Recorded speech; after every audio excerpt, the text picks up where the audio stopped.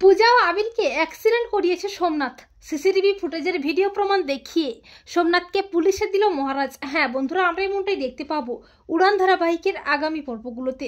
সোমনাথই যে বিক্রমকে খুনটা করেছিল জানতে পেরেই মহারাজকে নির্দোষ প্রমাণ করার জন্য মরিয়া হয়ে ওঠে পূজা। পূজা আবিরকে সাথে নিয়ে জুভেনাইল হোমে যায় সত্যিটা জানতে। পূজা আসল সত্যিটা জানতে পারে জুভেনাইল হোমের সুপারের কাছ থেকে। কিন্তু কেসটা কোর্টে তোলার আগেই সোমনাথের চক্রান্তে মৃত্যুর মুখে চলে যায় আবির ও পূজা। যদিও মহারাজ বুঝতে পারে যে সোমনাথই আবির ও পূজাকে অ্যাক্সিডেন্ট করিয়ে মেরে ফেলতে চেয়েছিল, কিন্তু কোনো প্রমাণ না থাকায় মহারাজ পুলিশকে সবটা জানাতে পারে না।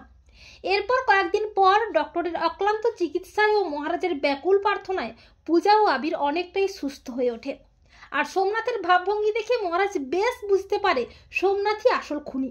মহারাজ প্রমাণ জোগাড় করার জন্য উঠে পড়ে লাগে। মহারাজ পুলিশকেও জানায় তার অনুমানের কথা। পুলিশ যায় জুভেনাইল হোমে। সেখানকার সিসিটিভি ফুটেজে দেখা যায় সেদিন মহারাজ জুভেনাইল হোমে যায়, তারপরে যায় পূজা ও আবির। আর সোমনাথ পূজা ও আবিরকে ফলো করে।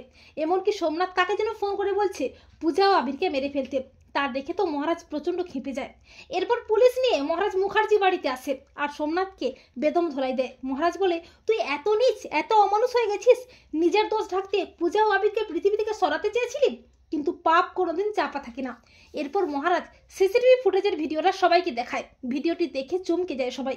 মহারাজ বলে, অফিসার ওই জানোয়ারটাকে এক্ষুনি থানায় নিয়ে যান, ওকে ওর অন্যায়ের শাস্তি দিন। এরপর পুলিশ প্রমাণ সমেত সোমনাথকে অ্যারেস্ট করে টানতে টানতে থানায় নিয়ে যায়। তো বন্ধুরা, তোমরা এটাই চাও তো যে মহারাজ যেন সিসিটিভি ফুটেজের ভিডিও প্রমাণ দেখিয়ে সোমনাথকে খুনের দায়ে জেলে পাঠায়?